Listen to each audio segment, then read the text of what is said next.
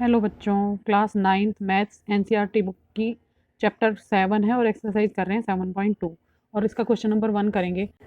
In an isosceles triangle A B C with A B equal to A C the bisector of angle B and angle C intersect each other at O join A to O show that. तो यहाँ पर हमें क्या करना है बच्चों, एक triangle बनाना है। अब बच्चों ये जो ट्राइंगल है ए बी सी, उसमें क्वेश्चन में क्या बताया गया है, ए बी इक्वल टू ए सी। जो ए बी लाइन है वो इक्वल है ए सी के। ठीक है, तो दोनों जो लाइन है, दोनों जो साइड है वो इक्वल है। ओके, उसके बाद आगे इन्होंने बोला है angle B and angle C intersect each other at O. जो एंगल बी है और एंगल सी है वो कहाँ पे इंटरसेक्ट करते हैं, ओ पॉइंट पर। ठीक है, तो हम यहाँ पर एक ओ पॉइंट बना लेते हैं। ये जो मैंने लाइन ड्रॉ की है ये पॉइंट ओ है। ठीक है, और ओ से बी को और ओ से सी को हम ज्वाइन कर देंगे। ठीक है, तो हमने कितना क्वेश्चन कर लिया, यहाँ पर हमने एक ट्राइंगल बना लिया। ठीक है, उसके बाद हमने दिखा दिया ए बी इक्वल है ए सी के।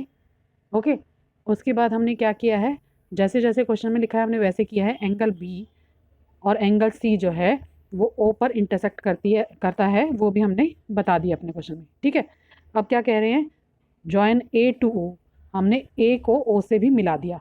ओके, अब इसका फर्स्ट पार्ट क्या है बच्चों, इसमें लिखा है O B equal to O C और सेकेंड पार्ट है बच्चों A O bisects angle A.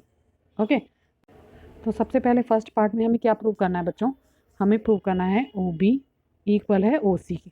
ठीक है, फर्स्ट पार्ट में पहले ये प्रूव करेंगे, उसके बाद सेकेंड पार्ट भी कर लेंगे। तो इसका फर्स्ट पार्ट है in triangle A B C triangle में हमें क्या दिखाना है, हमें दिखाना है O B equal to O C. तो बच्चों जैसा मैंने पहले भी बताया कि सबसे पहले वो चीज़ें लिखते हैं जो हमें गिवन होती हैं। तो हम क्या लिखेंगे, हमें क्वेश्चन में गिवन है ए बी इक्वल टू ए सी। ठीक है, और उसके बाद ये लिख देंगे कि ये गिवन है। ठीक है, ब्रैकेट में लिखना है गिवन।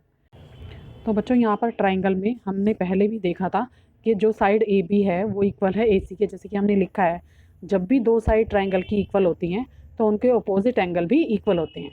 जैसे ए बी साइड का अपोजिट एंगल है सी, तो एंगल सी इक्वल होगा अपोजिट साइड ए सी के इक्वल एंगल बी के। ठीक है, तो हम क्या लिखेंगे, angle A C B equal है एंगल ए बी सी के। और रीज़न क्या लिखेंगे, angle opposite to equal side are equal. ठीक है बच्चों, समझ आ रहा है ना, जब भी ट्राइंगल की दो साइड इक्वल होंगी तो उन साइड के ऑपोजिट एंगल भी इक्वल होंगे। ओके, तो हमने दो चीज़ें प्रूव कर दी। अब हम यहाँ पे लिख सकते हैं half angle A C B equal है half angle A B C. अब यहाँ पर देखो बच्चों, ट्राइंगल में आपको समझाने की कोशिश करती हूँ मैं। तो बच्चों इस ट्राइंगल में ए सी बी का हाफ क्या हो जाएगा, ए ओ सी या ए सी ओ। ठीक है, ए सी ओ हो जाएगा ये वाला छोटा एंगल जो बन रहा है। ठीक है, तो मैं इसकी जगह पर यहाँ के क्या लिख सकती हूँ, एंगल ए सी ओ। और दूसरी जगह half of angle A B C की जगह मैं क्या लिख सकती हूँ, ए बी ओ। ठीक है, और रीज़न क्या लिखेंगे बच्चों, रीज़न लिख देंगे यहाँ पर O B and O C bisect angle B and angle C respectively. ठीक है, एंगल बी को और एंगल सी को ये क्या कर रहा है, बाइसेक्ट कर रहा है। जो हमने वो पॉइंट बीच में लिखा था वो दोनों को क्या कर रहा है, बाइसेक्ट कर रहा है। तो आपको रीज़न लिखना पड़ेगा यहाँ पे। ठीक है, अब बच्चों हम दोनों ट्राइंगल्स को ले लेते हैं, ट्राइंगल ए सी ओ को और ट्राइंगल ए बी ओ को। ठीक है, दोनों ट्राइंगल को ले लेते हैं यहाँ पर। अब मैं यहाँ लिखूँगी in triangle A B O and triangle A C O. अब हमें इन दोनों को कॉन्ग्रेंट प्रूव करना है।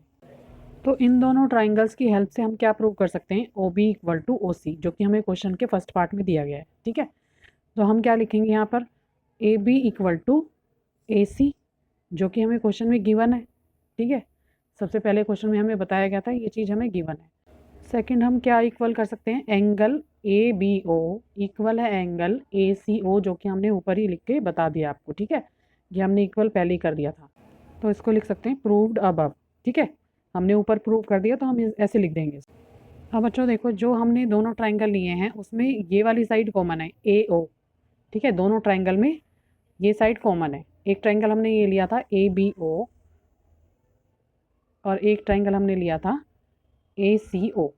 ठीक है, और यहाँ पर जो ए ओ है ये लाइन बीच की, ये कॉमन साइड है।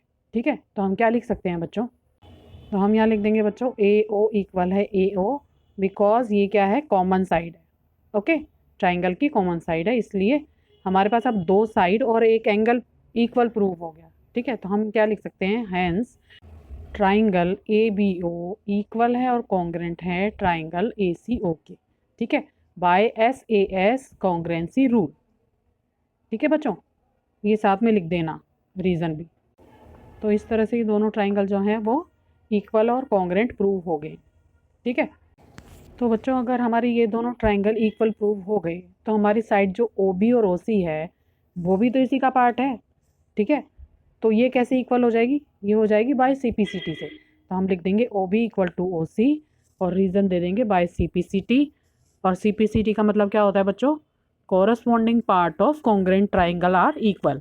ठीक है, हर क्वेश्चन में हम रिपीट करते हैं, तो ये लाइन तो आपको याद हो जानी चाहिए।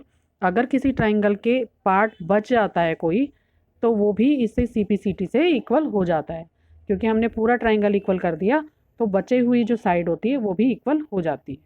ओके, तो इस तरह से इसके फर्स्ट पार्ट का सॉल्यूशन करेंगे। बच्चों इसके सेकंड पार्ट में क्या बोल रहे हैं, ए ओ बाइसेक्ट एंगल ए। तो यहाँ पर जो हमारा ट्राइंगल है इसको मैंने रब कर दिया है, दोबारा से देखो, एंगल ए बी सी बना हुआ है, सेंटर में पॉइंट ओ है। ठीक है, जो बाइसेक्टर है। अब ये कह रहा है कि ए ओ जो है वो बाइसेक्ट कर रहा है एंगल ए को। बाइसेक्ट करेगा तो दोनों एंगल इक्वल होंगे। ठीक है, दोनों ट्राइंगल इक्वल हमने प्रूव कर दिया, तो एंगल भी तो इक्वल होंगे, बी इक्वल होगा सी के।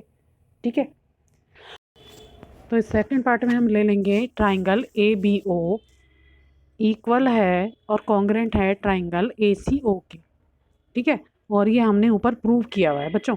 ठीक है, ऊपर देखो प्रूव लिखा है, पहले भी हमने प्रूव किया था, फिर दोबारा से हमने ये वाला रीज़न दे देना है। फिर हम क्या करेंगे, एंगल बी ए ओ इक्वल है एंगल सी ए ओ के।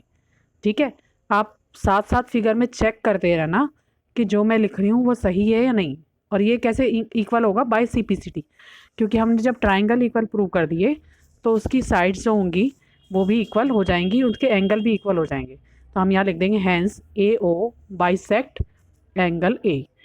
ठीक है, यही तो हमें प्रूव करना था, तो इस तरह से ये जो सेकंड पार्ट है प्रूव हो जाएगा। ठीक है बच्चों, इस तरह से ये क्वेश्चन करना है। अब मैं स्टार्टिंग से दिखा देती हूँ आपको कैसे किया मैंने क्वेश्चन।